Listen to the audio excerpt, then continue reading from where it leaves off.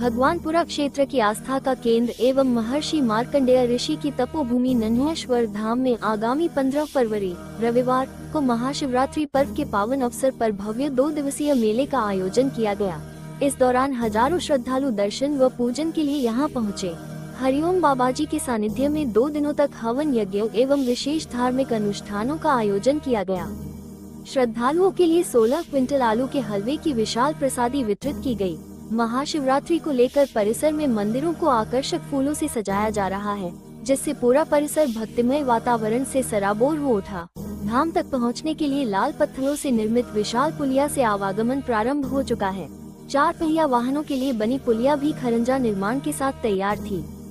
सड़क एवं वाहन मार्ग दोनों ओर से दर्शनार्थियों की सुगम आवाजाही के लिए मंदिर समिति द्वारा विशेष व्यवस्थाएं की गई। नन्हेश्वर धाम की विशेषता यहां स्थित प्रदेश की अद्वितीय जलमग्न शिवलिंग है, जो सदैव जल में विराजमान रहती है। बावड़ी में निरंतर बहता जल और उसकी स्थिर जलधारणा क्षमता इस स्थान को और भी अलौकिक बनाती है। इस दिव्य जलमग्न शिवलिंग के दर्शन के लिए प्रदेश ही नहीं, अन्य राज्यों से भी श्रद्धालु बड़ी संख्या में यहां पहुंचते हैं। हरिओम बाबाजी ने बताया, नन्हेश्वर धाम में जलमग्न शिवलिंग के दर्शन कर पुण्य लाभ का लाभ लेने पहुंच रहे हैं श्रद्धालु। समिति के सदस्यों द्वारा भक्तों के लिए विशेष दर्शन के लिए व्यवस्था संभाली। वहीं पुलिस प्रशासन की टीम द्वारा आवागमन व किसी प्रकार की समस्या न हो, शिव भक्तों के लिए सुरक्षा के इंतजाम किए गए। केसरी न्यूज लाइव से कैमरामैन संजय सोलंकी के साथ विनोद जायसवाल की रिपोर्ट। महापर्व की हार्दिक शुभकामनाएं। आपको भी ढेर सारी शुभकामनाएं।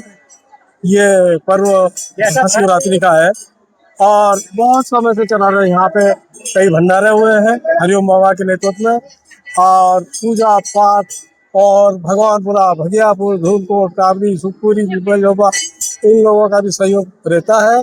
और भारी मात्रा में लाखों के जनसंख्या में लोग यहाँ पे आते हैं, महिला पुरुष आती है। और यहाँ पे पुलिस प्रशासन भी ड्यूटी करता है और यहाँ के कार्यकर्ता भी अच्छा सा सहयोग करते हैं। प्रसादी बढ़ती है। और 7 जनवरी को हमारे यहाँ बावड़ी खाली होती है, वहाँ पे महादेव जी का मंदिर है, अंदर स्थापना है।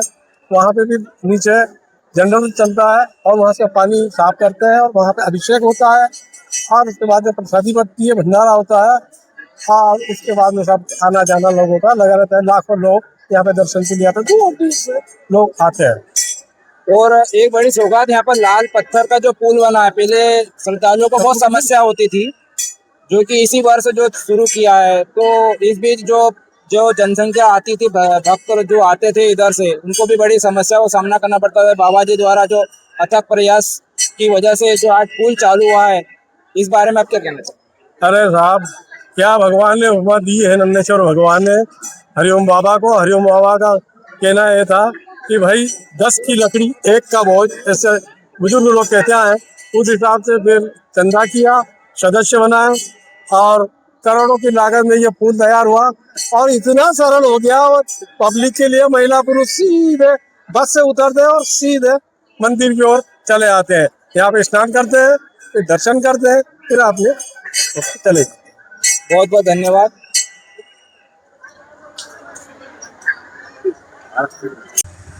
महाशिवरात्रि के पावन पर्व पर जो आज यहाँ पर जो 2 दिवसीय मेले का आयोजन होता है, भक्त दूर दूर से आते हैं दर्शन के लिए। बाबा जी क्या कहना चाहेंगे? ये तो उनकी आस्था है और उनकी आस्था के हिसाब से आते हैं। भगवान जिसको बुलाता है वो चला आता है। कई वर्षों से यहाँ पर जो व्यवस्थाएं आपने की है, भक्तों को किसी प्रकार की समस्या ना हो दर्शन के लिए, क्या कहना चाहेंगे? अभी व्यवस्था तो चल रही है, पूरी भी हुई है। जब पूरी हो जाएगी तो कहेंगे व्यवस्थित है। अभी तो अस्त व्यस्त है। जैसे तैसे हम अपना काम चलाते हैं और भक्त लोग इसमें सहयोग कर रहे हैं। और भी भक्त लोग सब सहयोग करें तो इसकी और अच्छी व्यवस्था आगे बन जाएगी। कई वर्षों से यहाँ पर जो भक्तों को पैदल आने में समस्या होती थी, आपने सदस्य बनाकर जो भक्तों को जोड़ा और इस लाल पत्थर का जो निर्माण किया, जिसमें करोड़ों रुपए की लागत से बना, इसमें इस बारे में आप क्या कहना चाहोगे आप? वो तो एक छोटा सा अध्याय सा पूरा हुआ, लेकिन अभी एक घाट बनाना है। नदी में एक स्विमिंग पूल बनेगा 100 बाय 800 का, 4 फीट पानी रहेगा और उसमें नदी पूरी फ्लो होगी, उसमें 500 लोग एक साथ स्नान कर सकेंगे। कब तक हो जाएगा शुरू? इसके लिए भगवान बता सकता है, तारीख में नहीं बता सकता हूँ, क्योंकि 600 सदस्य मुझे 51,000 के मिलेंगे तो वो काम चालू होगा। उसके लिए 4 लाख करोड़ रुपए की योजना है वो, तो 3 करोड़ हम 600 लोगों से लेना चाहते हैं, बाकी वो छोटे छोटे मोटे भक्तों लोगों को सहयोग से, ताकि सबका पैसा उसकी मर्जी से लग सके। शिवरात्रि का पावन पर्व है, भक्तों को क्या संदेश देना चाहोगे? भक्तों को भगवान का भक्ति अपना जीवन देकर करना चाहिए। जीवन प्रभु के अर्पित करो और शिवमय हो जाओ। शिव जी के लिए जियो, शिव जी के लिए आनंद करो, और सब शिवमय है संसार, सबको गले लगाओ। बाबा जी, आप कितने वर्षों से यहाँ पर सेवा कर रहे हो? मैंने तो कुछ सेवा नहीं की है, थोड़ी बहुत जो बनी वो करी। वैसे मैं सन 86 में आया था यहाँ।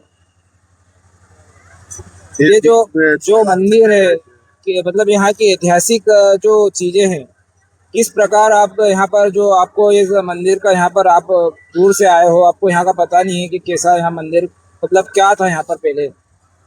उजाड़ मंदिर था ये, जो 1333 में इसको खंडित कर दिया था, यहाँ हमला हुआ था और उसके बाद ये उजाड़ हो गया। ये पूरी बस्ती थी नांद्री स्टेट में, सीडू नांद्री स्टेट थी पुरानी, और वो उस युद्ध में समाप्त हुई। और जब से ये उजाड़ पड़ा है, और मेरे को तो भगवान लाया, मैं तो नहीं आया। ऋषि मार्कंडे की तपोभूमि कहा जाता है, क्या है यहाँ की व्यवस्था है, विशेषता है? ये तो देखो पुराणों की बात है, और नर्मदा पुराण में एक पंडित जी ने बताया था कि उसमें उल्लेख है 21 कल्प पहले मार्कंडे ऋषि अमर हुए यहाँ पर। अगर साल में हिसाब लगाओ तो 1,90,60,43,43,हजार साल हो जाते हैं। इतने लंबे अरसे के बाद में ये मंदिर कितनी बार तब्दील हुआ होगा, हम कल्पना कर सकते हैं। हम अकेले नहीं है बनाने वाले, कई लोग बिना गिनती के चले गए, और एक दिन अपन भी चले जाएंगे। अब अगर यहाँ घाट बन जाता है तो इस उजड़े हुए मंदिर को वास्तविक रूप से हमारी कुछ कहने में आएगा कि हमने कुछ सेवा करी जो भगवान ने करवाई। भक्तों को क्या श्रमदान के लिए क्या कहना चाहो? श्रमदान की तो बात जाएगी जब इसका काम शुरू होगा, अभी तो धन दान की जरूरत है, क्योंकि बजट पूरा होगा। कोई सरकार का तो इसमें कुछ है नहीं, सरकार हमको पैसा देगी नहीं और हमारे हिसाब से सरकार बनाएगी नहीं, इसलिए हम सरकार से उम्मीद नहीं करते। बढ़िया। प्रसिद्ध मार्कंडे तपो और मार्कंडे ऋषि की तपोभूमि नन्हेश्वर धाम का कवरेज करने आए, आपको बहुत बहुत बधाई।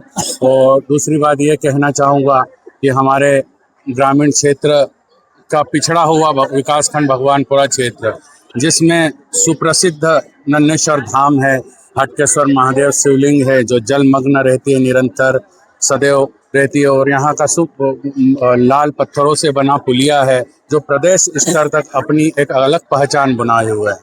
वैसे इस क्षेत्र में इस धाम को काफ़ी सुविधाओं की दरकार है। जिला प्रशासन, खरगोन जिला प्रशासन कहीं न कहीं इसे अछूता रख रहा है। हम देखते हैं पास के क्षेत्रीय है नन्हेश्वर सिरवेल महादेव धाम है, और भी कई पर्यटक है स्थल है जहां शासन प्रशासन की निगाहें गड़ी रहती है, लेकिन मुख्यालय पर होने के बावजूद भी नन्हेश्वर धाम कहीं न कहीं पिछड़ा हुआ है। तो हमारी शासन प्रशासन से और यहाँ के जनप्रतिनिधि नेताओं से, जनप्रतिनिधियों से यही अनुरोध है, यही आस्था है हमारी कि कहीं न कहीं नन्हेश्वर धाम का भी कायाकल्प किया जाना चाहिए। बड़े दूर दूर से यहाँ पर श्रद्धालु पहुँचते हैं दर्शन के लिए, बड़ी दूर से श्रद्धालु यहाँ पर पहुँचते हैं, श्रद्धालु जो कि किसी प्रकार की समस्या ना हो।